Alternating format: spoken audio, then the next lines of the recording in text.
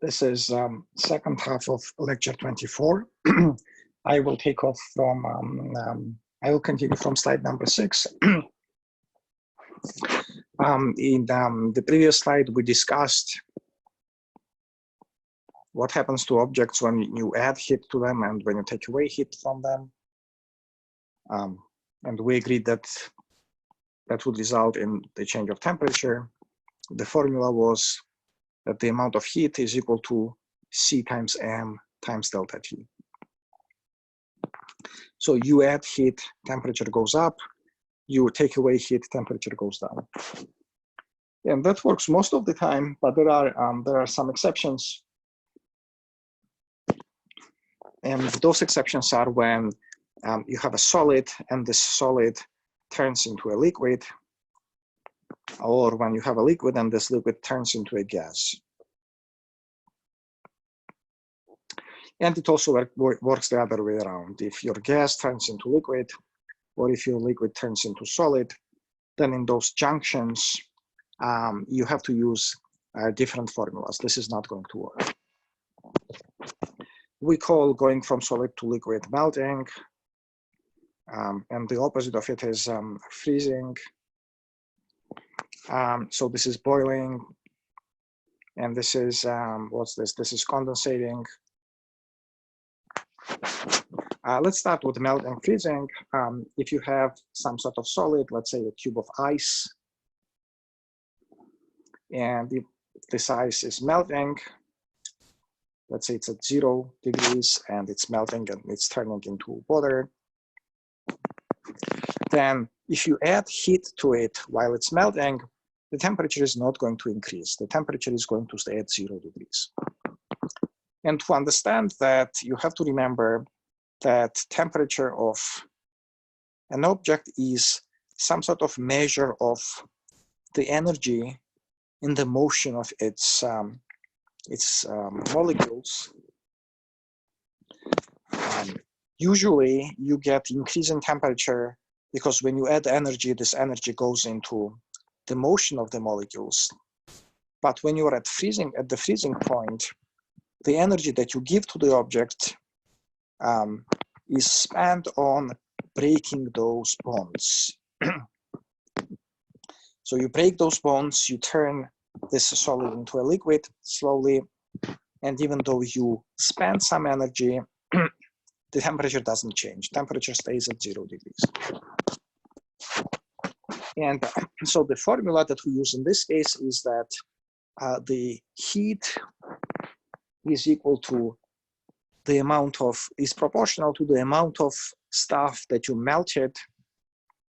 And there is this constant of proportionality called the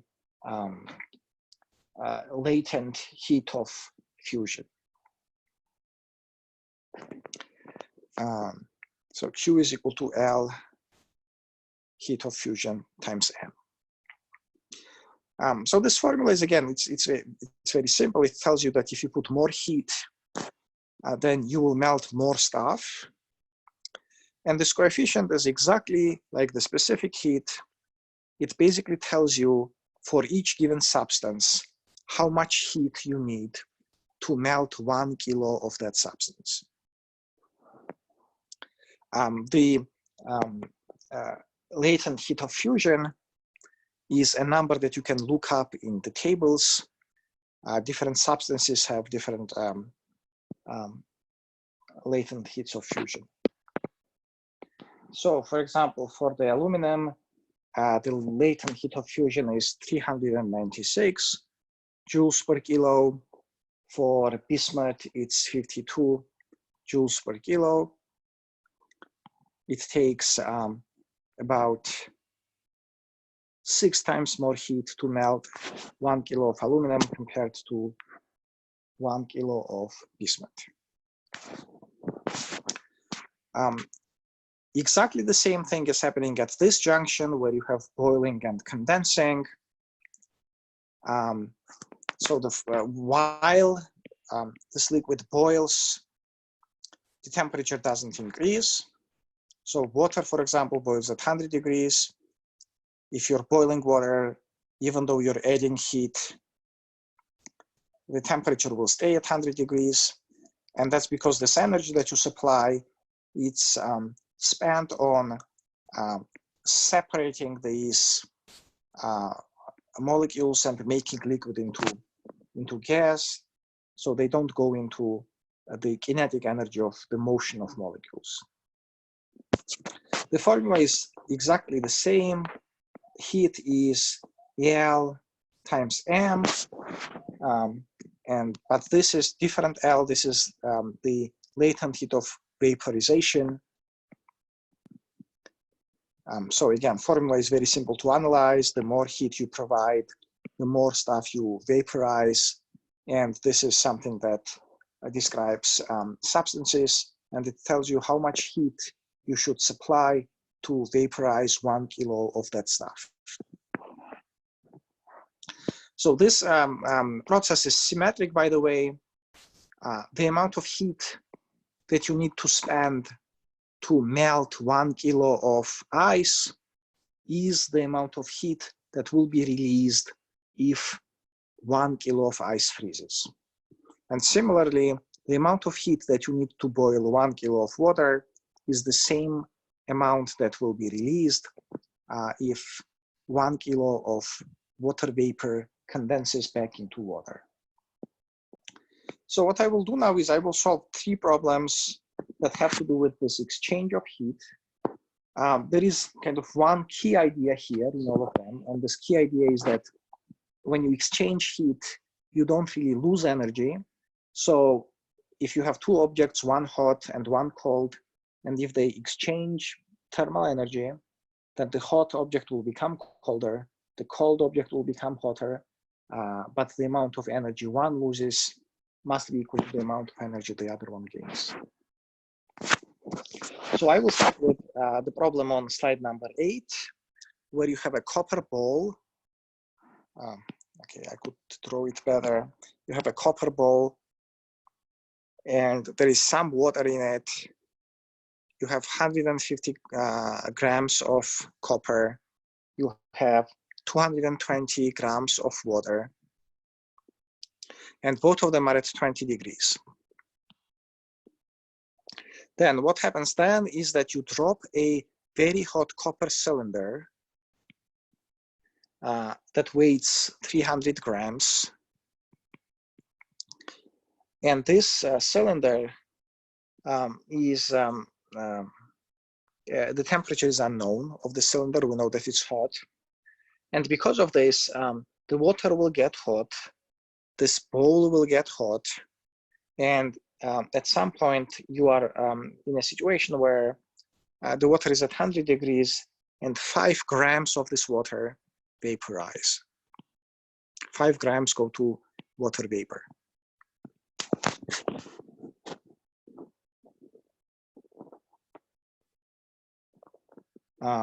So there are 3 questions. One of them is to find the temperature of the cylinder. So I want to think about this problem and think about what kind of heat exchange here. So I have this cylinder, right? I have this bowl and I have this water. And what's happening here is that the cylinder will lose heat. Some part of this heat will be spent on warming up the bowl. Some part of it will be spent on warming up this water to 100 degrees. And some amount of it will be spent on vaporizing this water. Okay. Vaporizing part of this water. So let's write down all of those heats. The heat that this cylinder loses is equal to the specific heat of copper times the mass of the cylinder times the change in the temperature of the cylinder. So temperature of the cylinder final minus temperature of the cylinder initial. Now, the amount of heat that this copper bowl gains is specific heat of copper times mass of this bowl times the change in temperature, final minus initial. bowl. The amount of heat that this water gains when it heats up to 100 degrees is specific heat of water, mass of water, and the change in temperature. Final water minus initial water. And the amount of heat that is spent on vaporizing some part of this water is the latent heat of vaporization for the water times the mass of water vapor that was vaporized. Okay, so let's plug in some numbers in here. The specific heat of copper, I looked this up, is 385 joules per kilo per degree, and specific heat of water is 4,200 joules per kilo per degree. And the latent heat of vaporization for water is 2,300 roughly joules per kilo. So this is how many joules you need to vaporize 1 kilo of water. Let's start plugging in these numbers. So for the copper, I have 385 times 0.3 times its initial temperature times its final temperature minus its initial temperature. For this copper bowl, I have 385 times, what's its mass? 0.15 times its final temperature minus its initial temperature, which is actually given and which is 20 degrees. Oh yeah, and we also know the final temperature because we know that the water started boiling, so the final temperature is 100 degrees. So let me plug that also in, 100 degrees. And let me also plug that in here, 100 degrees. Now for the water heating up, I have 4,200 times its mass, which is 0.22, times the final temperature, which is 100, minus initial temperature, which is 20.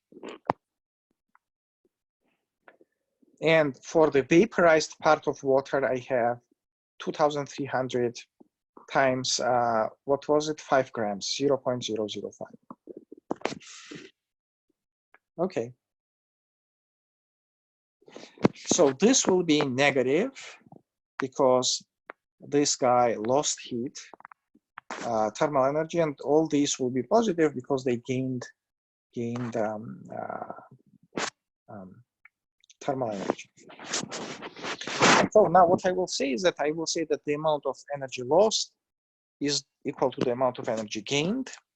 So I will write 385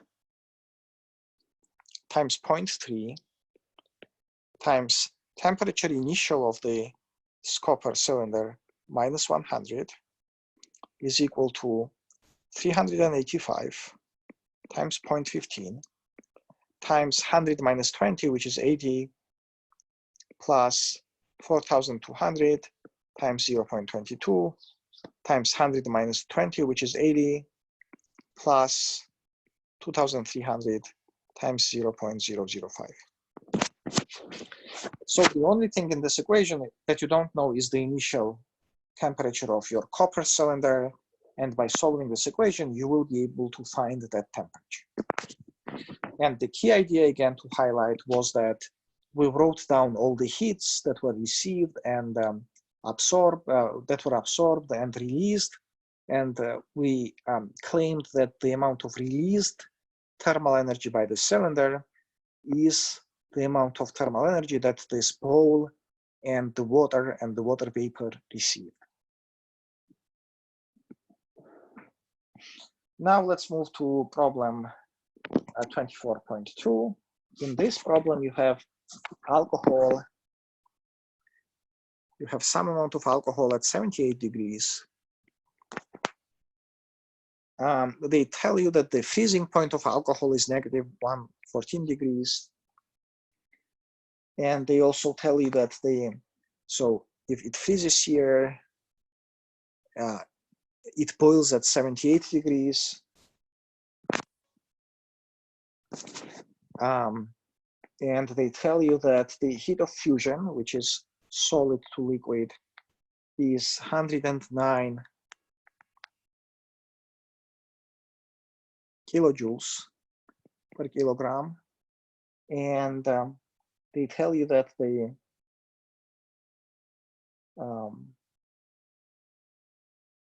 sorry, let me look up that number. Yeah, the heat of vaporization is, when you cross this barrier, the heat of vaporization is 879 kilojoules over kilogram.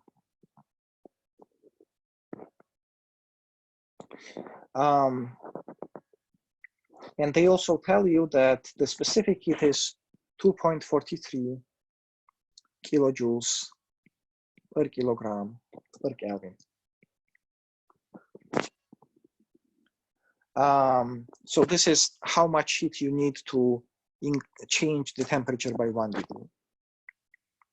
So then they tell you that this alcohol is, you have 0.51 kilos of the alcohol.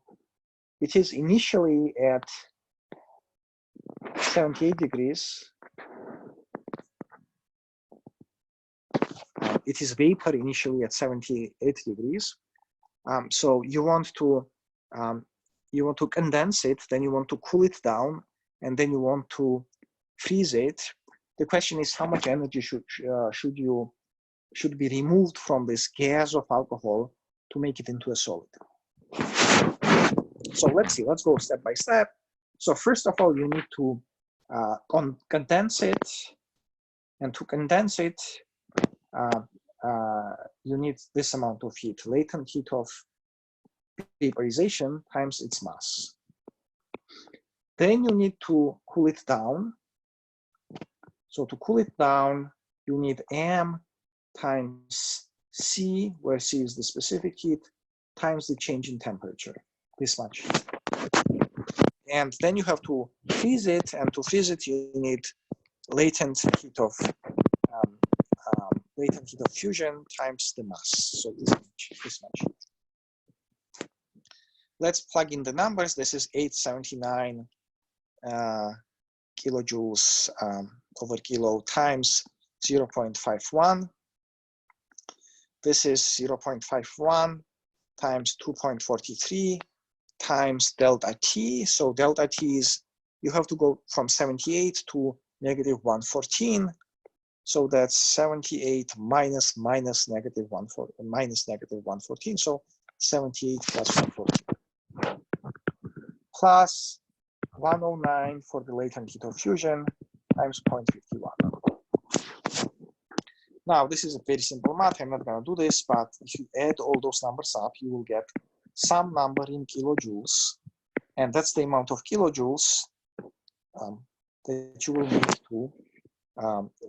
will need to remove from this gas of alcohol to make it into a solid chunk of alcohol. And the final problem is problem 24.3 on the last slide. In this problem, what you have is you have water. This water is, you have 200 grams of water. This water is initially at 25 degrees. And you have an ice that comes from freezer at negative 15 degrees. You have 2 cubes of ice. Each one is 0.05 kilo.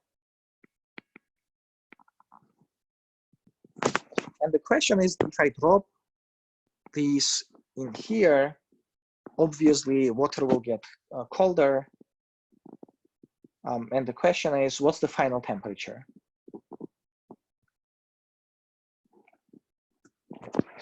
Okay, so let's start computing some thermal energies.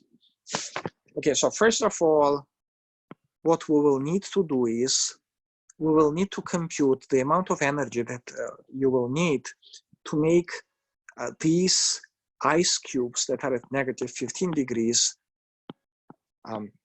heat up to 0 degrees, where they can start melting. And so for that, what you have to do is you have to, take mass times specific heat of ice times change in temperature. The mass is twice 0.05, so 0.1. And the change in temperature is from from negative 15 to 0. That's a change in 15 degrees. And the specific heat of ice is something that I don't remember off the top of my head, but I will look it up and I will get back to you. Okay, so the specific heat of ice is 2,108 kilojoules. Should I convert them to joules or should I keep them in kilojoules? Let's convert them to joules. I don't know. No, it's sorry. It's 2,108 joules. Where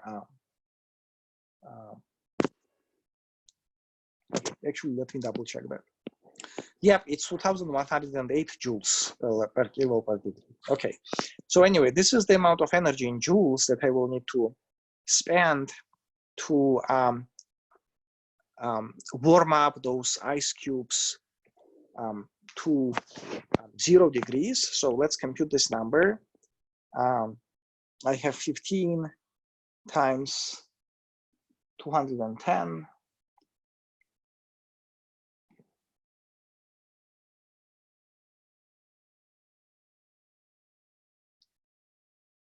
So this is about 3,162 joules. Okay, so this much energy will be spent on warming them up. Now, let's compute the energy that I will need to cool down my water down to 0 degrees. So that will be mass of water times specific heat of water, which is 4,200, times the change in temperature, which is 25 degrees. So that's 0.2 times 4,200 times 25. That's 21,000 joules. So this is way higher than that. So what will happen here is that once the ice warms up to 0 degrees, the water will still have quite a lot of energy left. The ice will probably melt, turn into water, and then that cold water and the warmer water will reach some sort of equilibrium temperature. Okay, so by the time ice is at 0 degrees, it took away this much energy. Now let's see how much energy does it take to melt that ice once it's at 0 degrees. So Q for melting is latent heat of fusion of ice times its mass. And let me quickly look up latent heat of fusion for ice.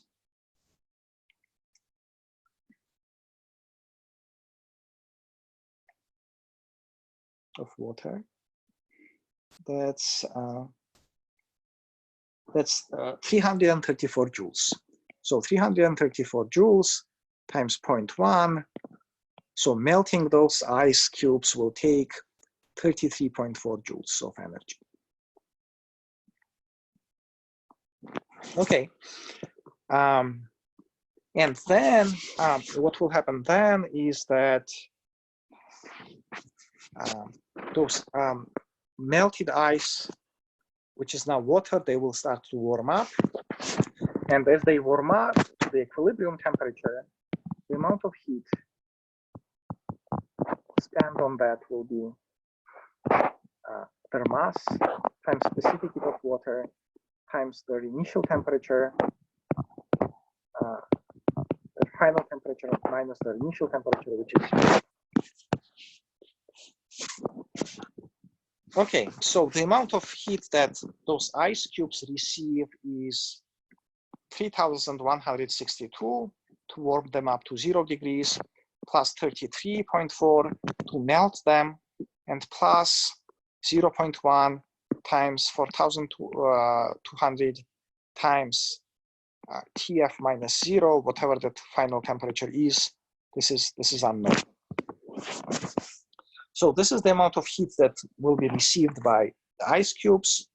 Now that heat will come from cooling down water, and as water cools down, it will give away the following amount of energy. It's m times c times its initial temperature minus its final temperature. So that's 0.2 times 4,200. Initial temperature is 25 degrees. Final temperature is unknown. Okay. So I have this equation, which may look a bit messy, but the basic idea is that this is energy taken by ice. So warming it up initially, melting it, then further warming it up. And this is the amount of energy given away by water. And those two must be equal. You only have one unknown here, that's T final. And by solving this equation, you will find that equilibrium temperature T final. This is the end of lecture 24. This is a new subject. You may have some questions. Some things from this lecture may not be clear. So if that's the case, please join Zoom room, help room on Wednesday, Monday, and Friday between 12:30 and 2:30.